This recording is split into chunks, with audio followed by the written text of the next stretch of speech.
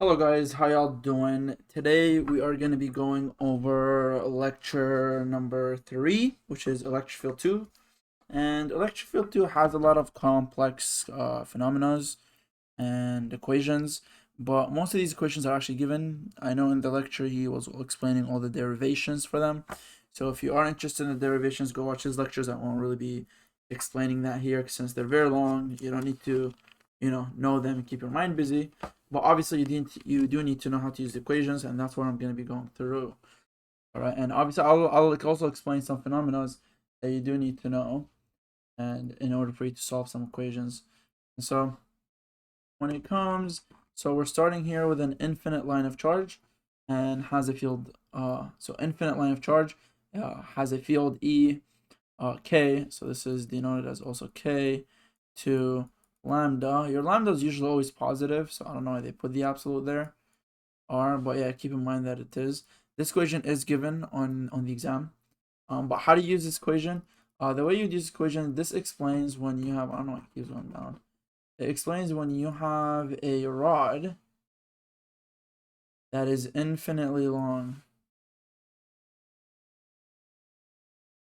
So when I have a rod looking like this, and I have pluses all the way here, right? But this rod is actually infinitely long in both directions. And if I want to get a point charge here, or a point charge here, or a point charge here, since this is infinitely long, then if you want to get your electric field, you just use this equation. And your lambda is your charge on the whole rod divided by your L. And obviously, this is an infinitely long rod. And so as L, we're trying to keep the charge consistent. So your lambda constant.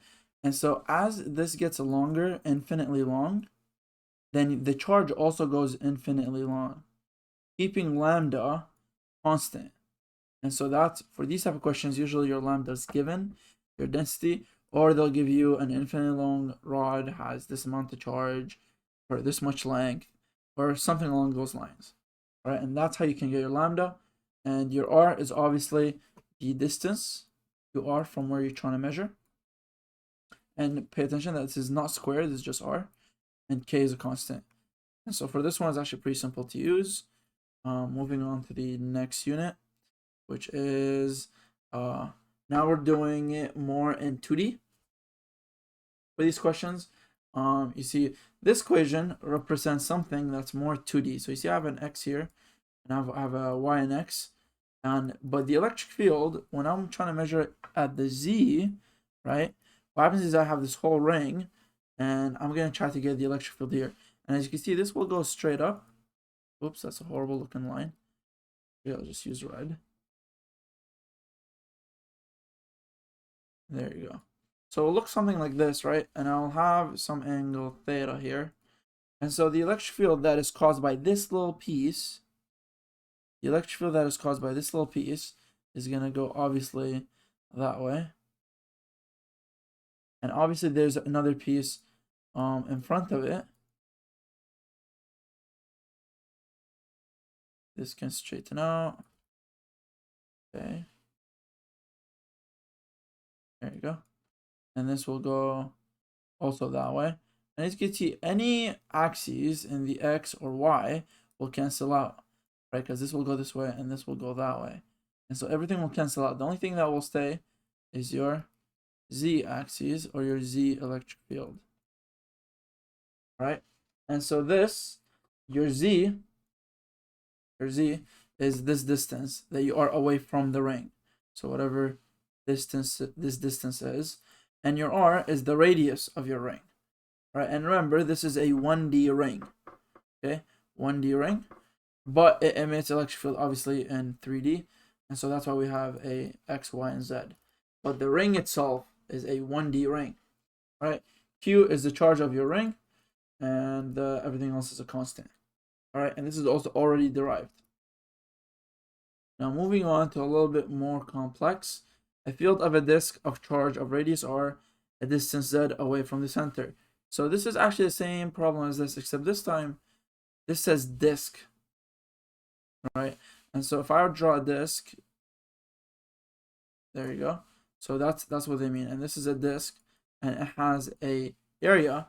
That's why we have. I think that's how they draw it. How do they draw it? Like this. That's why we have eta, which is your Q over your area. Okay, and so that's what your eta is. Whatever your area of this, and usually your area of a disk, is pi r squared. So this is the same thing as saying Q over pi r squared, r being your radius.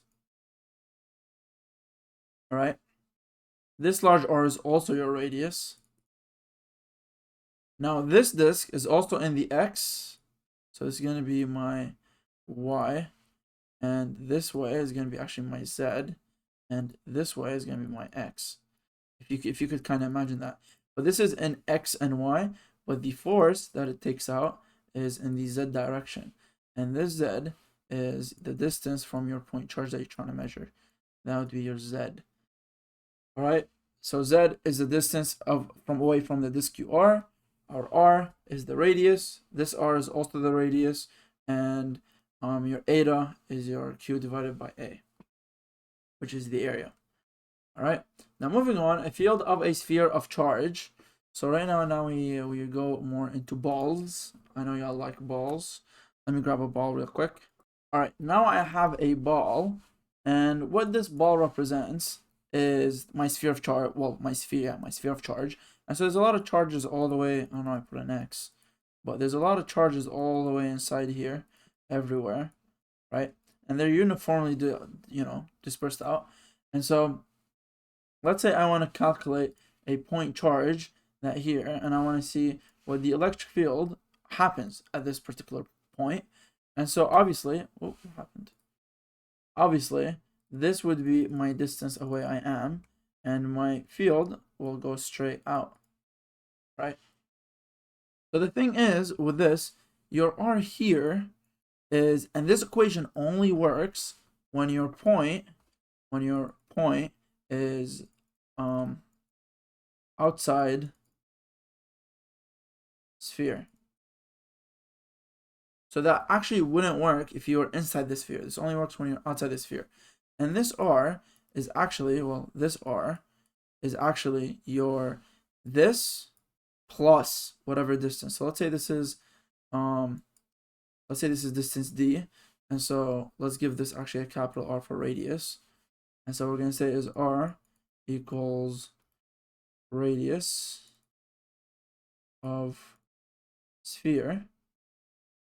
And so my little r equals my radius plus my d. So it's actually the distance from your point charge to the center of the sphere. All right, to the center of the sphere. And this is obviously our k, and this is your sphere charge. All right, so I hope that helped for the sphere. That only works when you're outside the sphere, and your distance is from the center of the sphere. All right, so moving on, the field of a plane of charge is eta to epsilon naught. And what does this mean? Where's all our values? So this is actually specifically for a plane of charge. All right. And so obviously my eta is Q over A. And so what is my area of this? And why does it look like this? When it comes to a field of a plane, this equation specifically said that this is when the plane is infinitely large. Infinitely large. Now, why do we do this phenomena? Is because assume I have a little particle here, or not even a particle. Assume I have a little point charge here, right above this plane. Okay, so if I was looking at it from the side, it would look, this is the plane, and my point charge will be somewhere here. Now, assume this is a table, right? And this is your grain of salt, right? This point is so small that when you put the salt on the table is basically infinitely large, all right? And so actually, the more you take the grain of salt higher, the more area it starts seeing. So you see here, maybe all it can see is like something like this. All right, that's its field of view because it's so big and the green is so small. And so obviously the electric field charge, or the electric field that is forcing it upwards, assuming this is positive, the electric field forcing it upward, as you go far away, you would think that, well, wouldn't the electric field get weaker because I'm getting further away from the plane? But the thing is, as you go further away, you see more, or you could say you get affected by more electric field because of the plane. And so the electric field stays consistent or constant, right? As you, like, it doesn't matter how far you away you are, the electric field will stay constant. And so when it comes to this is how you'd use the equation, and your eta is your Q is charge of plane.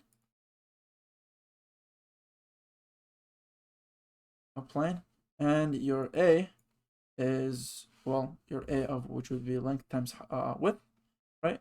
Would be length times width. But obviously it's infinitely long. And your epsilon, no, actually, I don't really remember the constant. It's well, this is a given constant. I just don't remember right now. And so I hope now that you really understand what goes on in a very big planar charge in comparison to the point of charge. And so you know how we said electric field is constant, and that is where we're going to start heading into ideal capacitors. Now, what is ideal capacitors?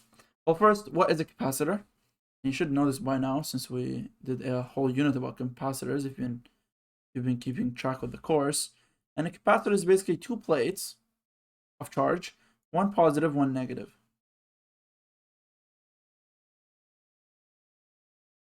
All right, and that's how it kind of looks like. That is a horrible drawing. Let me do a better job here. Boom. All right, and so one of them is positive, and one of them is negative. And so what is the electric field here? Now, if we assume this is an infinitely, and that's why we also say, by the way, ideal capacitor, is because if we assume this is an infinitely large plate of a plane of charge, and we put, a piece of charge here or even here, this distance is so small. Like, if you guys see a capacitor, it's I don't even know what size to compare it to, but it's extremely small. It's maybe smaller than your pinky, the tip of your pinky. And so when you're looking at this distance, when you're looking close up, this distance is so tiny that comparing to the plate, this is an infinitely large plate, just like the grain of salt of the table. And so when you're looking at this, the electric field inside, you see, if I look at the electric field inside, and I use the same equation, right, and I believe this is how they drew it or some shit, over my 2E0, this is my Q over A. All right. Anyways, the electric field caused by this positive is to the left, right? To the right, and the electric field caused by the negative is also to the right, because obviously negatives go toward, positives go away, and so the electric field at this point is the positive plus the negative. They're both in the same direction. But the question is, what is the electric field outside? And so if I go to electric field, let's say here, now the positive will push away, and the negative will pull towards, right? And so obviously this is not zero, because the distance here makes a difference where you have the negative electric field. And let me represent this actually with the vector lengths. And so I'll have also red. So the red is actually a little bit smaller than the blue, as you could see from the size. And so the electric field here is not zero, but it's very tiny due to this difference in distance. But since this is the ideal capacitor, and this is what we're working with, we're not really working with a real capacitor. We're always working with the ideal capacitor. And so we can assume or say the electric field outside the capacitor is zero. All right, so keep that in mind. and the electric field inside. Remember how up here we said the electric field, doesn't matter where you are, is constant. And so if we go here, then the electric field at any given point within this capacitor goes from the positive to the negative, and it's all constant. So E inside capacitor, ideal, capacitor is constant.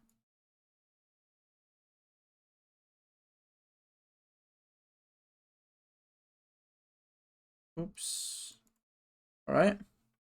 And so now if you want to actually calculate the electric field inside a capacitor at some point, what it will be is it will be E equals obviously our eta over 2 E naught.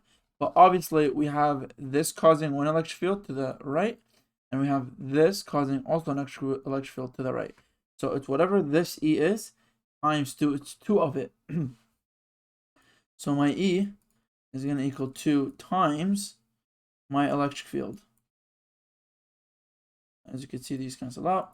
And so the electric field in a ideal capacitor is just your eta over your epsilon naught. That's really about it for ideal capacitors. We'll go more into how to solve the questions. The questions that you'll get in an ideal capacitor type style is you'll get some, well, this is a plane. Whoops. That's a plane. And let's say this is positively charged.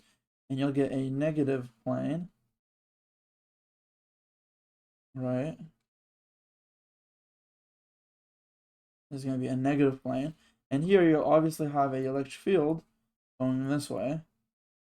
And they'll maybe give you a electron that is flowing with a velocity that way. And they'll tell you, oh, how does this affect the electron? Now, obviously, the electric field, when an electron, it goes towards, and obviously this is negative, so it will repel it. But obviously, there's a velocity going, so this will go up, right? So we'll go, oops, I'm trying to actually draw this. We'll go something like this, right? Because there's a velocity sideways, and so we'll go in a parabolic motion. And if it was a proton with a velocity this way, then I'll just go up and then back down because the electric field is obviously positive, so it will repel it. And it will act as, so the electric field will push it downwards, which is as if there's a force pushing it downwards, which is same thing as an acceleration. And you can treat this acceleration as your G. Like, you know, well, not as your G, but like, you know how when I give you a ball in kinematics and I throw the ball like this, you would say, well, there's the force of gravity pushing it down, causing this parabolic. Here, that force is the electric field, causing this acceleration downwards. And so we'll go more into examples of solving questions like these. Now we're heading into dipoles. Now, well, what is a dipole? Let's start there. So a dipole is something that is like, let's say it's like this, and so there's a negative side and there's a positive side. And this is what a dipole actually looks like. Well, not actually, but you get what I mean. So it's a positive and a negative. But the question actually is, how do I get the electric field of a dipole? So there's a plus here, there's a negative here, and let's say I want the electric field. Actually, we'll use the same example. What if I want the electric field at this point P, right? Now this distance right here is some distance R, which is represented by obviously our R here.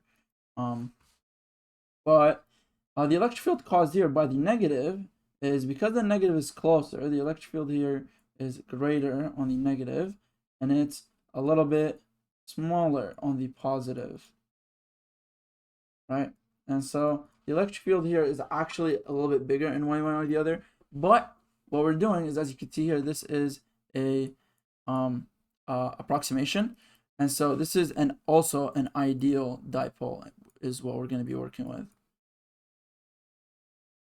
Now, what is the difference between a real dipole and an ideal dipole? What we're saying is, you know what, the positive and the negative is in the exact same place. Therefore, this little distance gap between here, which is denoted as S, doesn't matter.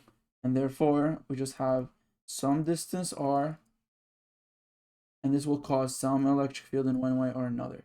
But well, what is this P? Obviously, we're not going to completely forget our S, because as you can see here, because the E negative is a little bit greater, then the electric field here will be in this direction.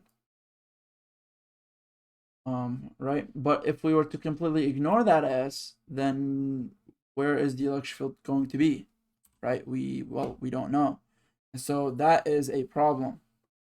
And so when it comes to these approximations, what we do is actually have this something that is called the dipole moment. All right? And so P, it's a vector, equals dipole moment. And that just tells us which way the dipole is. Is it plus minus, or is it minus plus? That's all it says. And how do you write it? What it is, it's actually Q times S, so it's the charge, times this S, and it points in the direction to the positive. So it points towards I don't even think I spelled that right. Towards positive. All right. So it points towards my positive, and that is my P. So if I were to rewrite this equation, what I'll get is my K, which is my 1 over 4 pi epsilon naught, times 2, and my P, well, that's just QS all over my R cubed.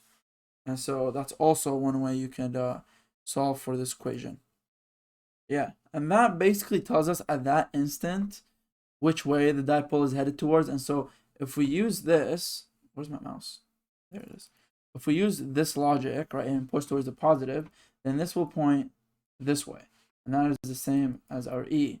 And so when we get the electric field here, well, we'll use this equation, Q being the charge of the dipole, right? And this is not just the charge of one dipole, is the charge of the whole thing. Sorry, it's not the charge of just one thing, it's the charge of the whole thing. And so times it by the S distance, which is after that, you don't really know the direction from here. So you'll just know if this was positive or negative. Positive means towards the positive, and negative means away from the negative. And that's how you'd know if it goes this direction or that direction. All right, R's you would be given sometimes, depends on the question. Q is given, S is given, you just kind of plug things in. So now, actually, I almost forgot. There are a couple things with dipoles that are different. Okay, so what happens to a dipole in an electric field? That's what I wanted to cover before we wrap this up. The electric field, so let's say actually electric field is, I'll give it a pink. And so let's say this is our electric field. And it's constant, right? So this is an external electric field, right? And this is constant. Now, if I came here and I took this,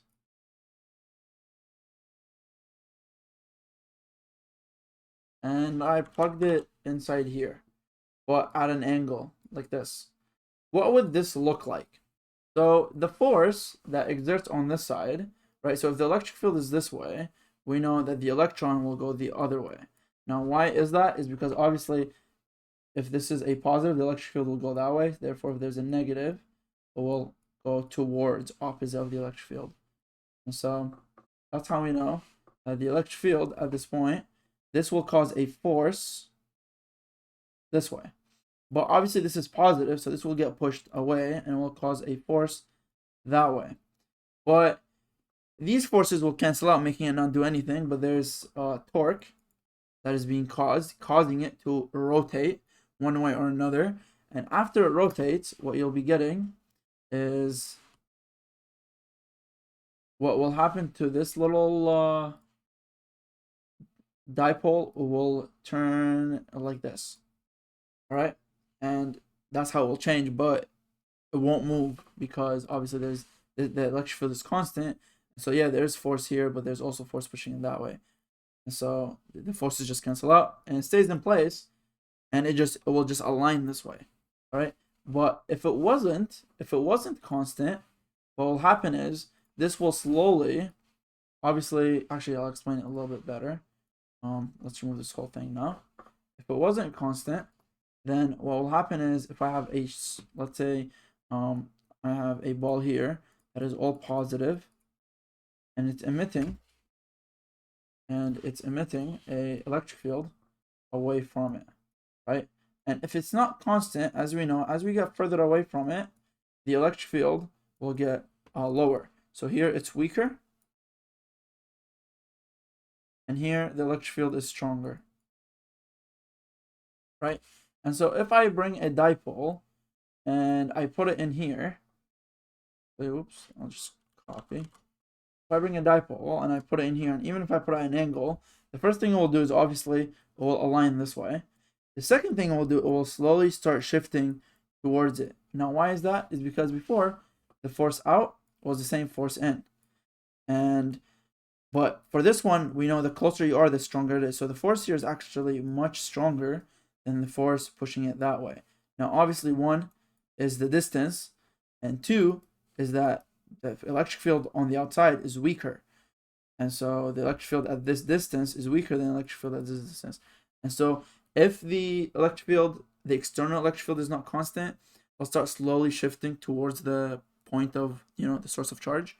But I don't think we're going to be covering this. Is just an idea. I don't know if we'll get tested on your comprehension, but just so you know, that is what happens. There's not much math to it because it's too complex for us apparently. And now moving on. Oh, that's about it. That is about it for external, what is it, electric field 2. All right, so now going into problems, word problems for the electric field 2. Make space for my mouse. All right, so an electric dipole is formed from two charges, positive and, well, okay, so let's draw the dipole.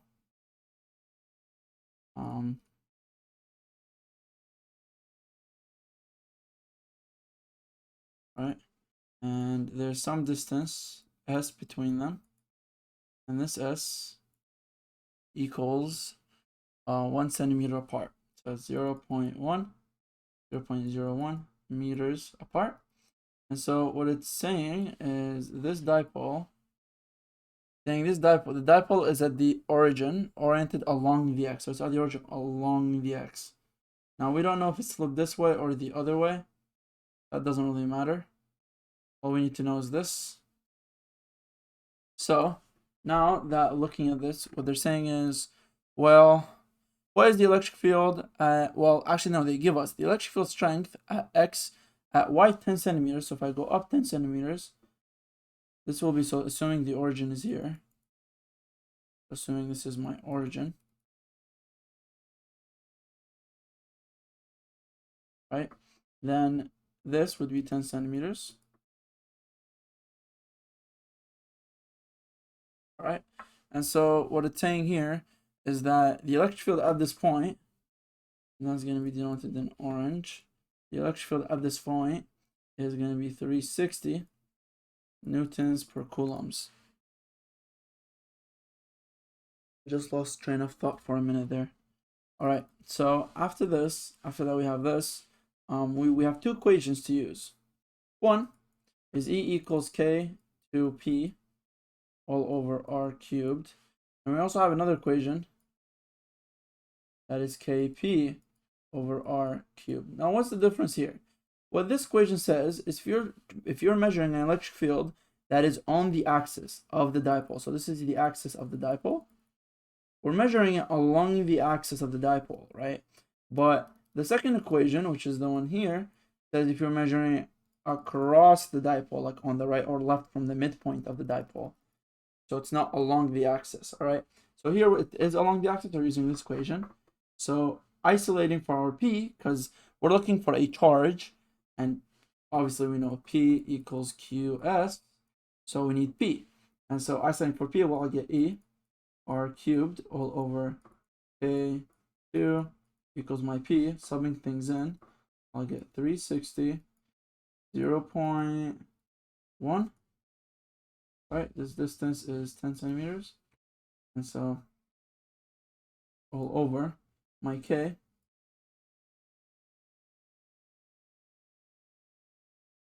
equals my P. And that will give me 2.00222 times 10 to the negative 11. Now I'm going to take that, sub it in here, and then divide it by S. So I'll get P over S equals Q. And my P is 2.00 times 10 to the negative 11 divided by S, which is 0.01 meters, equals Q.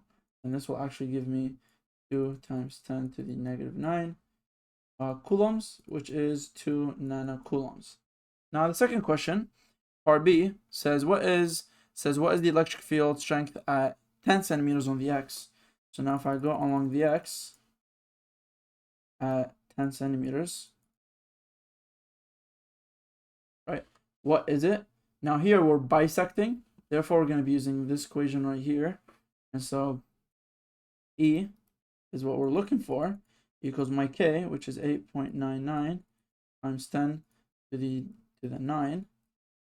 My P is what we got earlier, which is 2.00222 times 10 to the negative 11 all over my R, which is the distance 0.1 cubed, and what this will give us let me do it on the calculator quick, 8.99 times 10 to the 9, and my dipole is 2.0022 times 10 to the negative 11. All this is over 0.1 cubed. And what I got is 179.99778 newtons per coulomb. And our answer here was 180 and 2 nanocoulombs.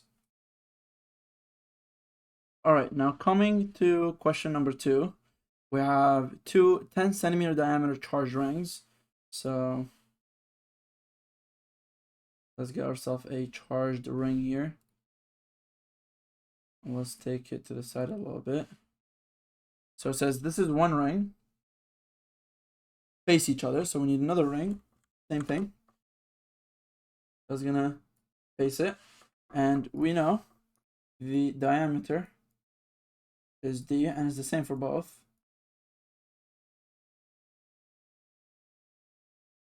And we know also it says both rings are charged to plus 20 nanocoulombs. So both rings are charged. So these both is large Q, and my large Q equals 20 times 10 to the negative 9. All right, and what it's asking is both rings are charged. What is the electric field at point A, the midpoint between the two rings? So if I go to the midpoint between the two rings, this point, and I'm looking at the electric field, then, well, I know this one is a positive and this one's also positive. So this one will push it this way, and this one will push it this way. And since this is the midpoint, they're both the same charge and size, then these will just cancel out, leaving us with electric field of 0. All right, and that is also the answer right here. Now B, the center of the left ring. So now if I go to the left ring and I go to the center here, and I want to get my electric field right in the middle there. So what is the electric field of my, so actually here, before we first go there, let me draw a circle. And are we right at the center? The center of the left ring. What is the electric field at the center of the left ring? So if I go to the left ring, I'm looking right at the center here. Now the electric fields, from here, they'll be pushing it all the way around in all directions. Therefore, this will not be causing any electric field on it, right? But obviously, if we look at it from the side, so if this was, well, from the side it would just look like a line, and I'm looking at the electric field at this point, Now, obviously, the ring I'm at is not going to push me left or right, but I know the ring that is here is going to be putting a force that is this way, right? And that is my electric field. This distance is the distance between them. But if we go, so does it give us, I'm checking if it gives us, oh, it does actually. They are 20 centimeters apart. And so the distance here is 0 0.020, so 0 0.20 meters apart. And so since now that I know this is a problem that comes to a ring. So actually I'll do a ring, right? This ring, and then straight up. This is my z-axis. If you remember this, we went over it a little bit ago. 0 0.20 meters, and my radius capital R equals, well, my diameter. What is my diameter? Is 10, so my radius is 0 0.05. Right? My charge, my Q, equals 20 times 10 to the negative 9. And we're looking for the point charge here. Obviously, we know the electric field is going to go straight up. Now, what's the electric field of this is not a disk, of a ring. If I go up in the lessons, this is a given formula. This is a disk. That is a ring. Look at that. That is the same exact problem. And so this is the equation we need. Now, taking this equation and putting it here, you don't need to memorize this, so don't be a weirdo like me, but this is E equals K times Z times Q all over Z squared plus R squared all over 3 over 2. That is my equation for an electric field.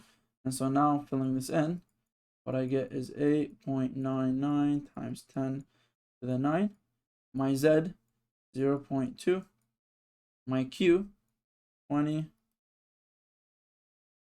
times 10 to the negative 9 all over 0.2 squared plus my R, which is 0.05 squared 3 over 2. And now plugging this into a calculator, let's see what we get here. All right, so what I got is 4104.27, which is equivalent to 4.10 times 10. This is 1, 2, 3 newtons per coulombs. If I go here, what is my answer? 4.1 times 10 to the 3 newtons per coulomb.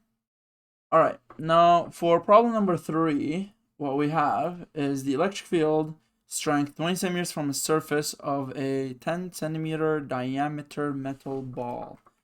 So if I go actually up here and just grab this picture, if I can just paste it here, that'll make my life a lot easier to explain, doesn't it? All right, so the electric field strength 2 centimeters from the surface. So if this is the surface, and I will go 2 centimeters, which is 0.02 meters from the surface. And this is, there's some electric field here. And this electric field is, what do we have? This electric field, 10 centimeter ball, is 50,000. So that's 5 times 10 to the 4, I think. 1, 2, 3, 4. Yeah. To the 4 newtons per coulomb. And what it's saying is the diameter of the metal ball is 10 centimeters diameter. So the R, our R here, is equals to, well, if it's centimeter, then the R is 0.05. All right. And it's asking, what is the charge on the ball? So what is Q? All right. Now, if I go up and I take this equation, where is it? There it is. As you notice, this is actually the same equation as your electric field. And so right here, E equals K. There's actually a little trick to it, so don't speed through just yet. Now, this is our equation. Now, my E, obviously I have it. and we're solving for Q, so let me rearrange. There you go. Now my E is obviously 5 times 10 to the 4. However, my R for a sphere, is from the electric field to the center. So what this will be is 0.02 plus 0.05 all cubed, or sorry, squared for this problem, divided by 8.99 times 10 to the 9. And what I'll get, let's see here, 5 times 10 to the 4, 0.02 plus 0.05 squared, all under 8.99 times 10, all above the 9. And what I got here is 1, 2, 3, 4, 5, 6, 7, 8, 2.7 times 10 to the negative 8. If I take this one more, this is 0.27 nanocoulombs. And what's our answer here? 27. Wait, did I take it the wrong way? Oh, I took it the wrong way. I'm supposed to take this backwards. Well, this is actually to the negative 7. But all right, so we got the answer here. Now moving on to the next question. All right, so problem number 4. First thing we want to do here is draw our diagram. So we have a 2 meter by 4 meter flat carpet acquiring a uniformly distributed charge of negative 10. So we have a carpet, something like this.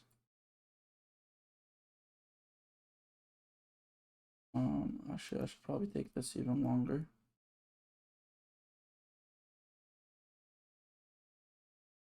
All right.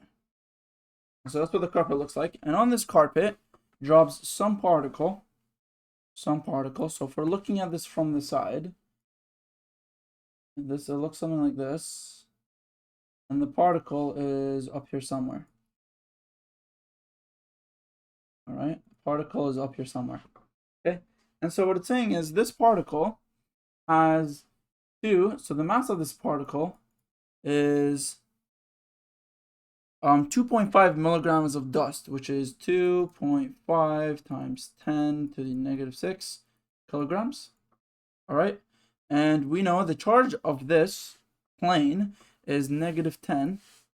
So the charge of this plane is negative 10 microcoulombs, which is times 10 to the negative 6. That's micro. All right.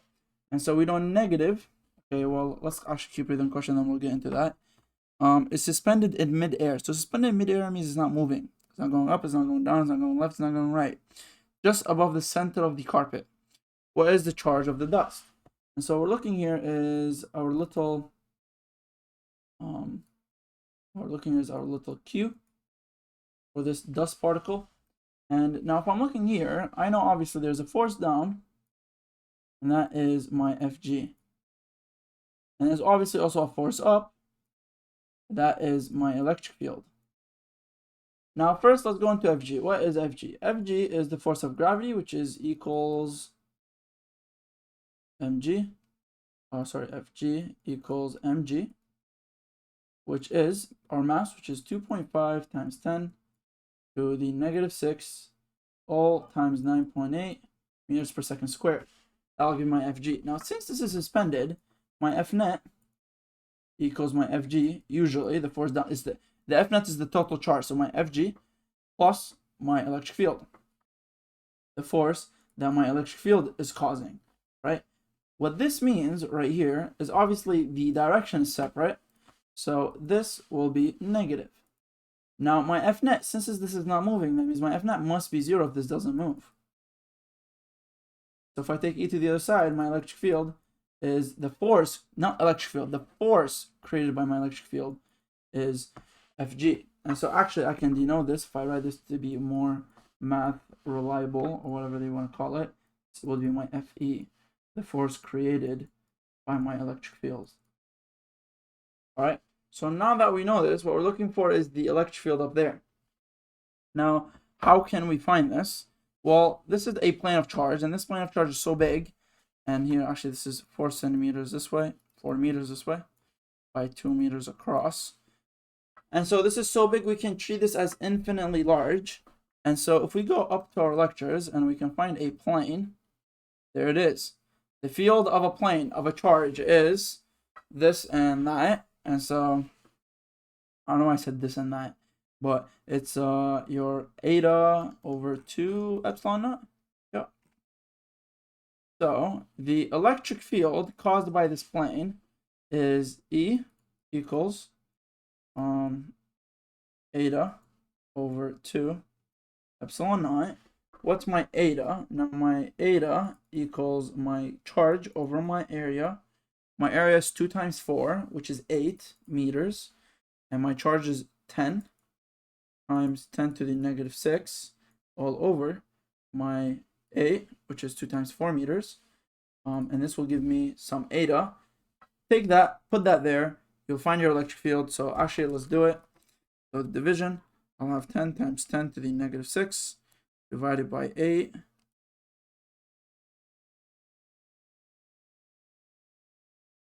And that got me 1.25 times 10. And this is 1, 2, 3, 4, 5, 6 times 10 to the negative 6. All right, that's my eta.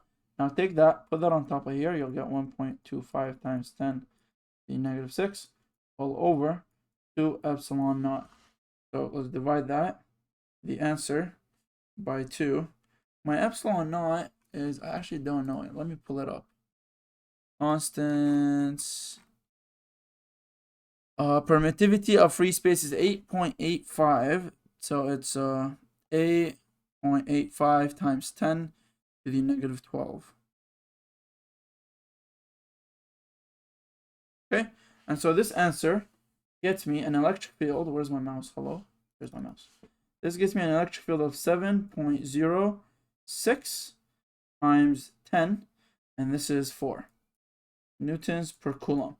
Now I know what the electric field is above this carpet, and we know when we're looking at an infinitely large plane, the electric field is the same. And remember, we go up here, remember how we said, because the further you go, the more carpet you see, therefore the electric field stays.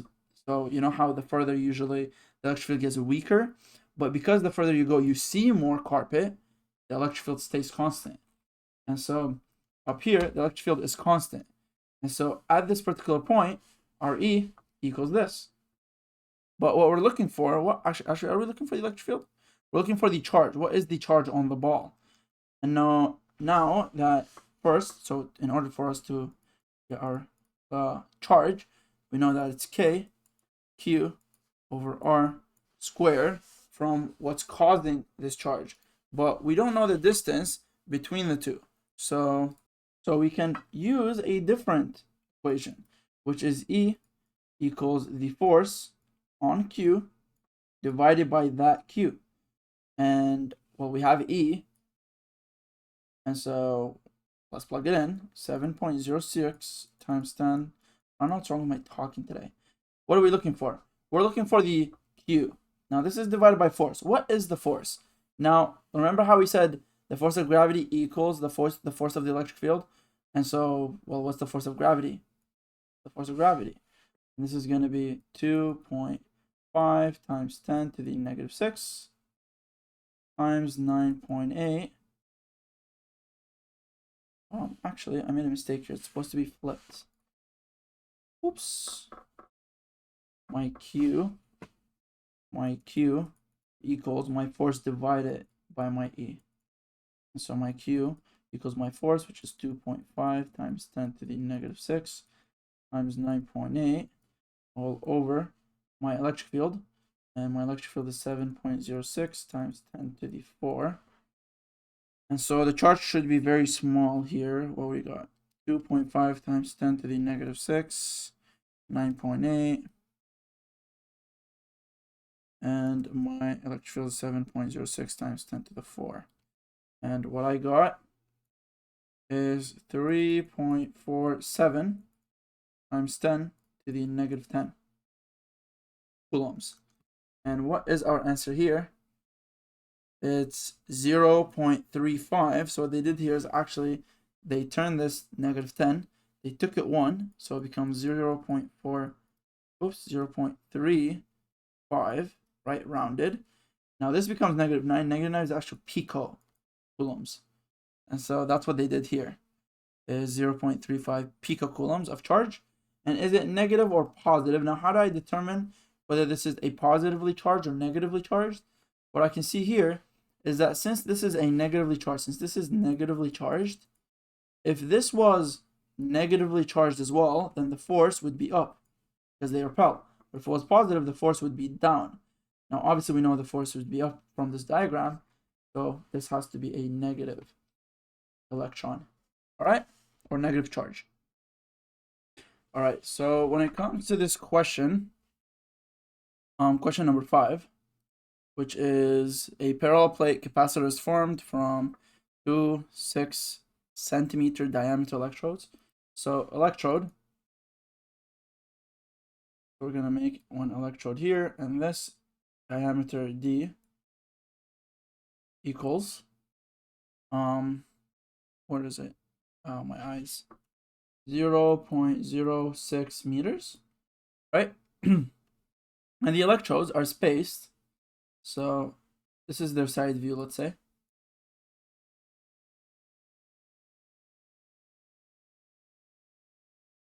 Right? And they're spaced here about 2 millimeters apart. All right? The electric field strength inside the capacitor.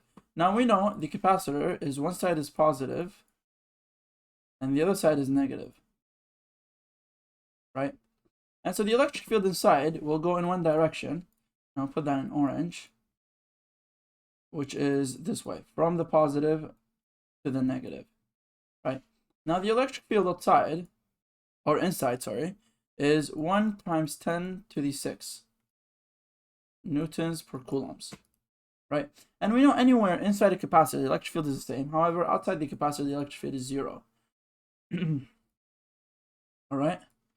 And so they're asking what is the charge on these electrodes, which is they're asking for the charge on here in terms of Q. Now, first, let's isolate the problem into only one problem, which is let's take only one plate of this, but keep in mind that it's a capacitor. So taking one plate of this, that means the electric field is divided by 2. And so dividing this by 2, 1 × 10⁶ will be 500,000. So this will be what? 1, 2, 3, 4, 5. That's 5 × 10⁵. Right, so what we did is we divided by 2. And we got this new electric field. Now, what we can say is, well, this is, if I put a point charge right here, this is an infinitely big plane, right? And so we can use that same idea for a plane, which is E equals eta, and that looks like a U, eta over 2E0. Now my eta equals my Q over my area. Q is what I'm looking for. My area equals, for a circle, pi r squared. Now my r is the distance divided by 2, which is pi 0.03 squared. Right? Now taking that, plugging it in here, I'll get Q over pi 0.00009. Right? Now doing the math here, what I get is pi times 0.009. I get, actually, I'm not going to write the number because it's very long. So I'm just going to sub it in as is. My eta is now Q all over 2 epsilon naught pi 0.0009. Rearranging. Now rearranging will be 2 epsilon naught pi 0.009 times my electric field, which is 5 × 10⁵. And that will give me my Q. And so plugging all this stuff in, I'll get 2 times 8.85 times 10⁻⁻12 times pi.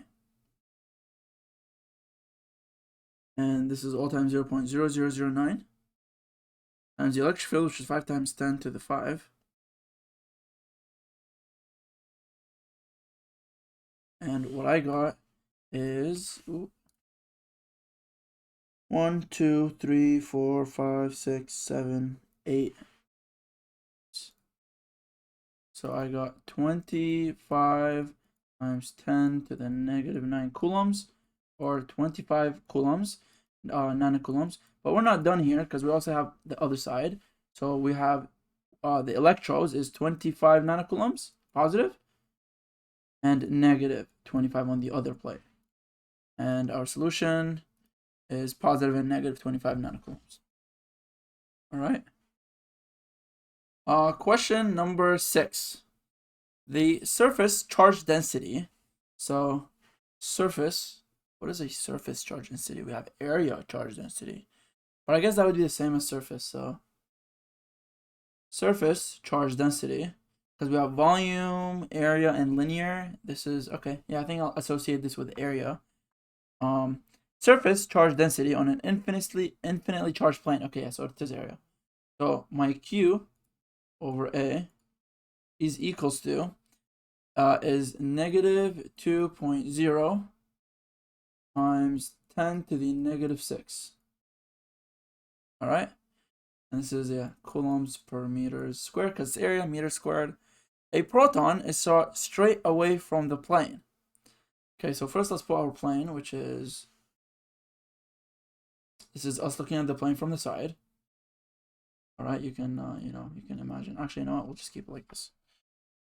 All right, and so it says a proton is shot straight away from the plane. So let's say the proton is here. Let's get our little proton. Actually, I need red. Little proton. All right, and it's shot away from the plane at velocity 2.0 times 10 to the 6 meters per second. How far does the proton travel before reaching its turning point?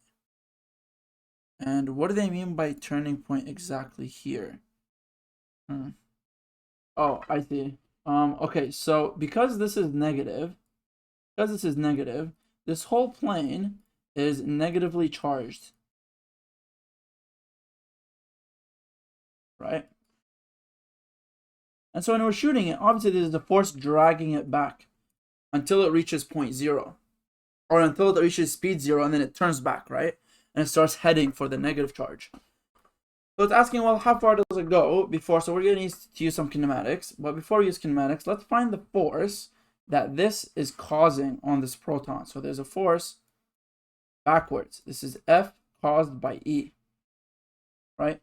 And so if we use this equation using a plane, we know our electric field is equals to my eta over my 2E0. And obviously I have my eta, which is 2.0 times 10 to the, is it negative 6?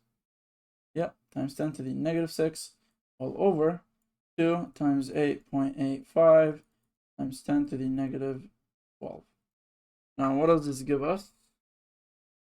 2.0 times 10 to the negative 6 all over 2, 8.85 times 10 to the negative 12. Oops, I forgot my 1. And so this will give us a electric field of 112,994.35. We don't need the point. This is 1, 2, 3, 4, 5. This is 0.13 times 10 to the 5 newtons per coulombs. And now this is the electric field that this causes on this proton. And since this is a, so you see here, it says the surface charge density on an infinite charged plane. So this is infinitely big. All right. And so the electric field is constant. And so now when we're looking at the equation for a proton, we know the electric field equals the force caused by the electric field over the charge. Now we know the charge of a proton Now charge of the proton is 1.602 times 10 to the negative 19 coulombs. And so now this is our charge of a proton. Charge of proton, right? So the question is, what is the force caused by this electric field? And so, is this what we're looking for? That is actually what we're looking for. So we can do E times Q. We get our F, and so E times Q, Fe, and so my E is 1.13 times 10 to the 5. All times my charge, which is 1.602 times 10 to the negative 19. And so doing this math, times 1.602 times 10 to the negative 19. I got a 4, so something looks wrong here. Because my force is very tiny. And usually you'd have a lot of force. Maybe that. Let me double check of the charge of an electron or proton. I did get that right, so we'll just use the number I'm getting, I guess. Maybe that is the right number.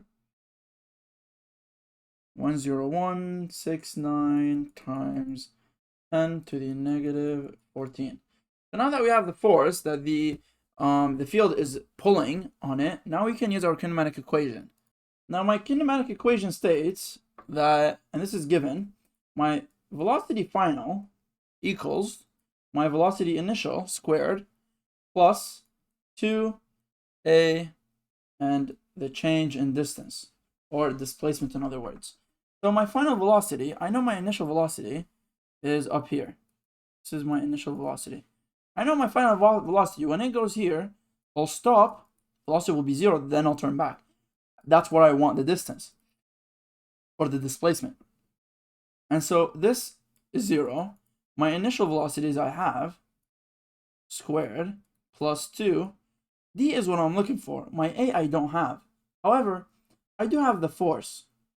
And since I have the force, I can actually rearrange this to, instead of solving for the force, I'll solve for A. And you see, actually, I didn't even need to do this. Now that I'm going through it, what I can do is rearranging this. Obviously, we know the force is always ma. Now, let me sub that in. Now, divide by m equals my A. So, my electric field 1.13 times 10 to the 5 times the charge, which is 1.602 times 10 to the negative 19, divided by my mass. And the mass of a proton, if I can remember right, is either 9 or, you know what, let me check it. Something times 31 times 10 to the negative 31. Mass of proton. Oh, actually got the electron. 31. Oops. Where's my mouse? I keep losing it. So, for a proton, it's 1.67 times 10 to the negative 27 kilograms. And now we just plug this in. We'll get our acceleration. So, my acceleration here, let's plug this in. 1.13 times 10 to the 5. All times 1.602 times 10 to the negative 19, all over 1.67 times 10 to the negative 27. And so, you see, this is a realistic number. I have 1.08 times 10 to the 13. This is a very big number, meters per second squared. And obviously, it's a proton. They move really fast. So this is, it makes sense. Now, taking this, plugging it in here, I'll get 1.08 times 10 to the negative 13. Oh, sorry, not negative, positive 13. That is my acceleration, and I have d. Now, d is what I'm solving for. And so if I take my velocity to the other side, what I'll get is, well, I have 2.0 times 10 to the 6 all squared. And then I'm going to divide it by 2 times 1.08 times 10 to the 13. And this will equal my distance or displacement. And so plugging that in, let's see if we got this right. Times 10 to the 6 all squared. Oops. Honestly, I wish like one day they just make a faster calculator instead of me having to put these things in. So annoying. Okay, so what I got is 0.185 equals D, and that is in meters. So if we look here, what's our answer? 0.18 meters. Nice. Now moving on to the next question. Hello, people. So now question number 7. A point charge Q is distance R away from a dipole that is charged plus minus Q separated by a distance R. So we have a dipole here, plus minus, there's some distance S, and separated by distance S. The dipole is initially oriented so that Q is in the plane bisecting the dipole. Bisecting means that it's not on the axis. So you see this is on the axis of dipole. Bisecting means you're across like this on this section. And so this is bisecting. And so they're asking what is the magnitude of the force on this dipole caused by this charge. There's 2 ways to do this, but the way that they got the answer for is kind of a little bit weird. So we're going to do that way just to match answers. But the way you'll do it is you'll say, well, the force on this dipole is equal to the force on this charge. Because, you know, forces, if there's thing Newton's second law was that the force you apply on something is the same force that something applies on you.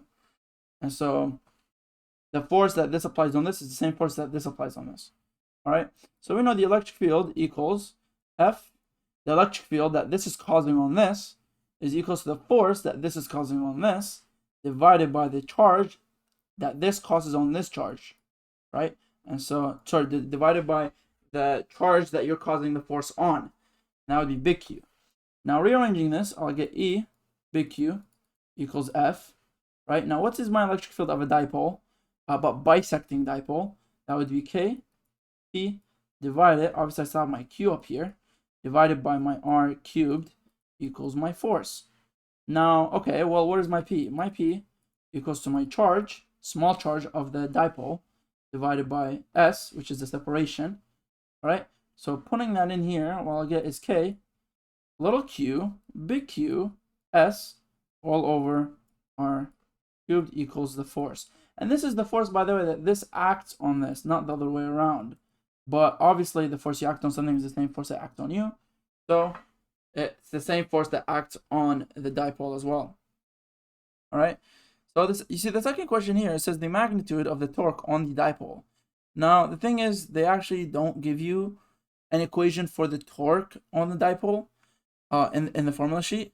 And he did explain it in his lectures, but since it's not in the formula sheet, I am going to assume we're not going to test it on it. I couldn't really find it anywhere, and so I'm not going to be covering it. All right, question number 9, parallel plate capacitor. All right, so my parallel plate capacitor has a, okay, so let's first draw my parallel plate capacitor. And so I'll draw one in red. Draw it very big. Boom. All right, and this is obviously going to be positively charged. And actually, I think there's another way I can draw this very quickly. Boom. Look at that magic. All right. Oops. And this is going to be my negative plate. All right. And now what it says is a parallel plate capacitor has 2 centimeters and 2 centimeters electrodes. So these are, well, looking at them from the front, they are a square. Actually, I'll do it in black. So their front view looks something like this, and it's 2 centimeters by 2 centimeters. Okay, electrodes with surface charge density. So we have a surface charge density, and that is our eta, which equals Q over A And our surface charge density, they did the math for us, is plus and minus, because for the two plates, of 1.0 times 10 to the negative 6. All right, and that is going to be coulombs per meter squared. And by the way, you will deduct marks on the exam for not putting units, so make sure you know your units. Electrodes with surface charge density of 10 negative 6. A proton traveling parallel to the electrodes. So we have a proton. Let's put this proton right down here. And it's traveling parallel. Where is it traveling? On the inside or the outside? To the electrodes. This enters the center of the gap between them. Okay, so I assume it goes this way. Parallel. And it's going at velocity 1.0 times 10 to the 6. Alright, and that would be meters per second.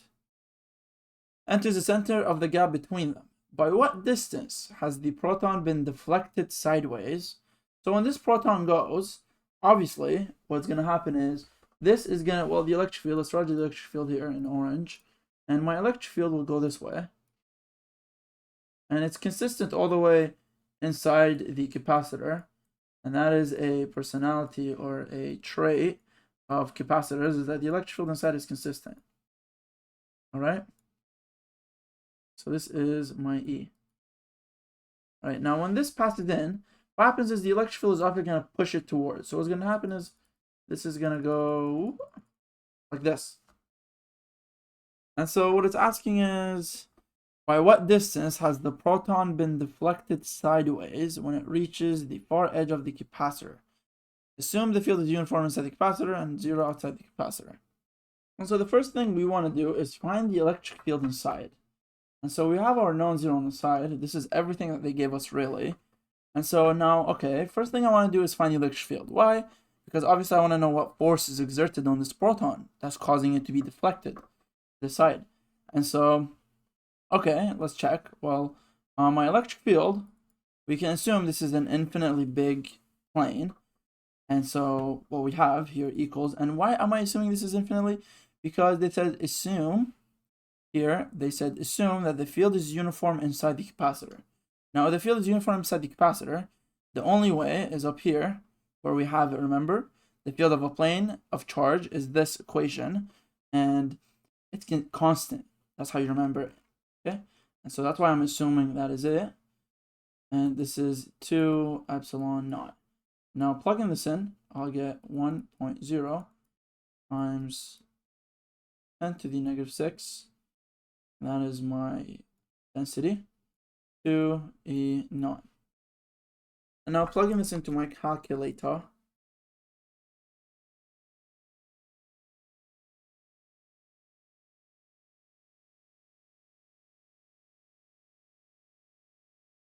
I got 5.65 times 10 to the 4, right?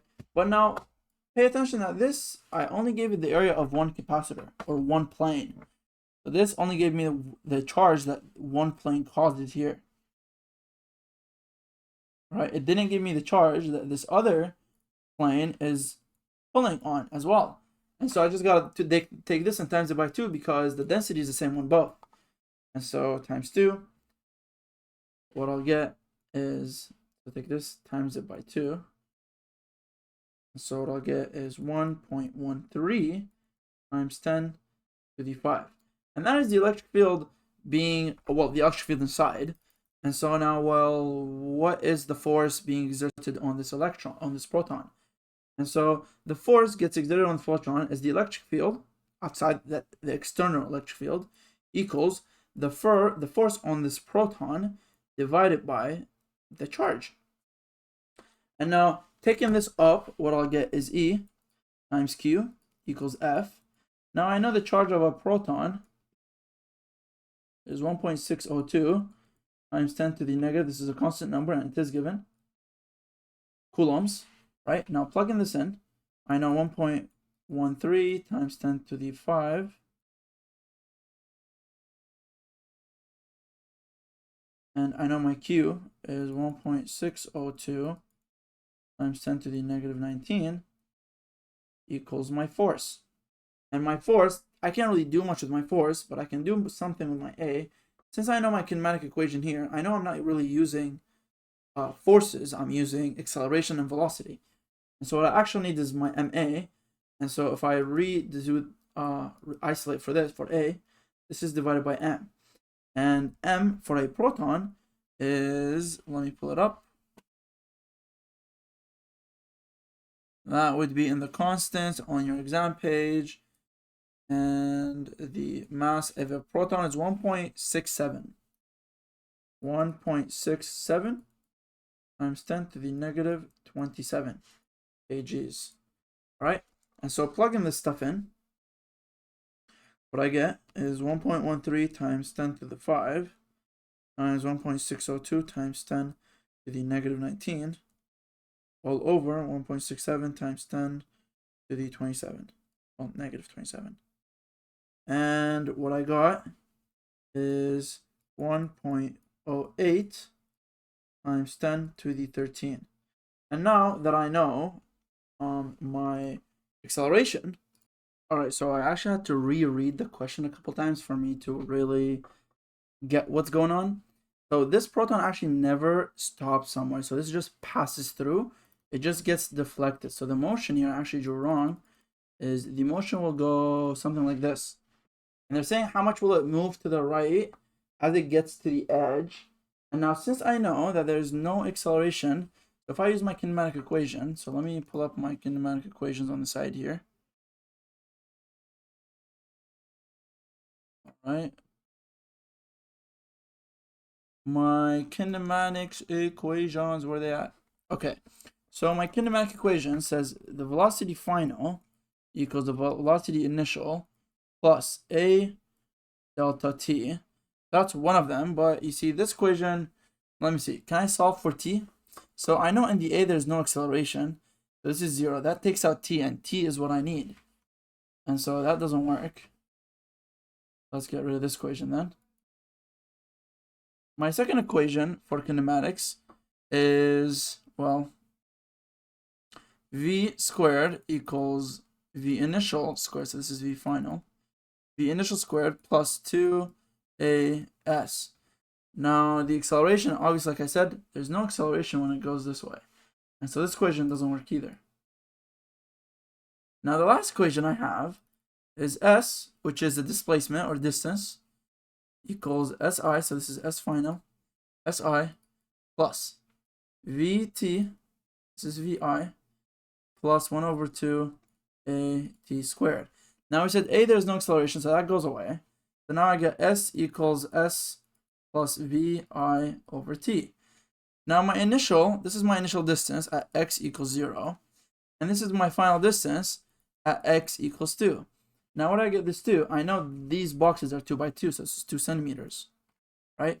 And so the time it takes it to travel at 1.0 times 10 to the 6 is, well, my initial is 0, this is 10. Well, sorry, this is 2 centimeters. And obviously I'm going to change this in meters to keep consistency. So 2 meters divided by the velocity, and that is 1.0 times 10 to the 6 equals my t. And so doing this, 0.02 divided by 1.0 times 10 to the 6, that will give me 1, 2, 3, 4, 5, 6, 7, 8. This is 2.0 times 10 to the negative 8 seconds.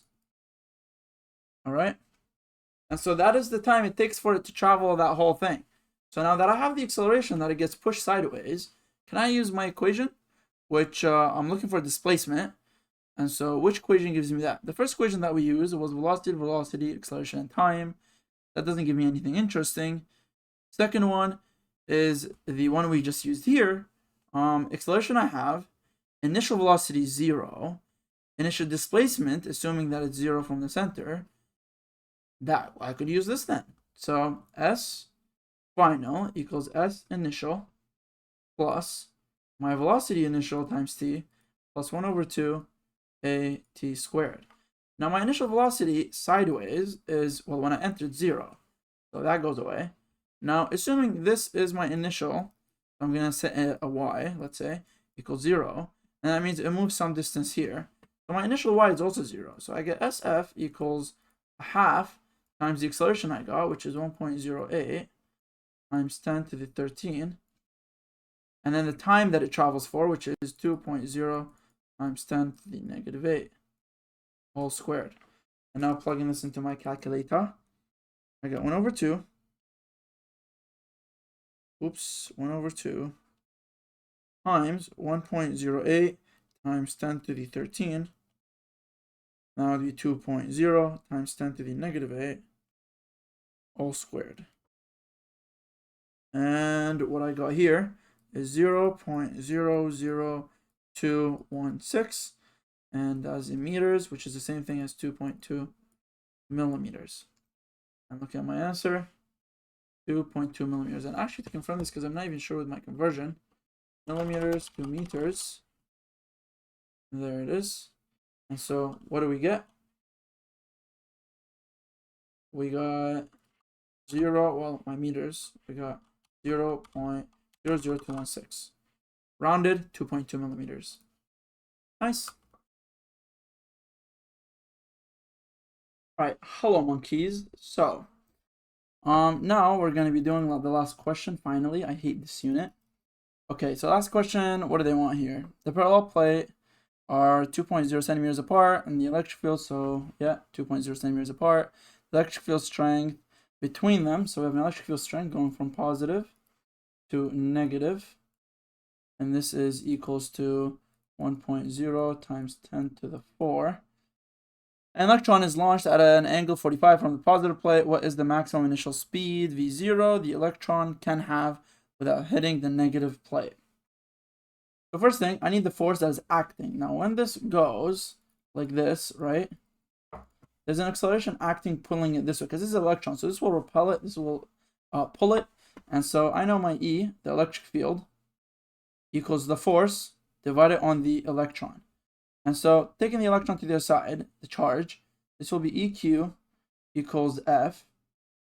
Now I know F equals MA, and I want the acceleration to see how much the pull it pulls down. This is projectile motion question. From last semester, this would be gravity technically, but here we're using A. So EQ divided by M equals my A. Now, what is my electric field? Well, my electric field is given, my Q is given, and my M is given. This is just of an electron.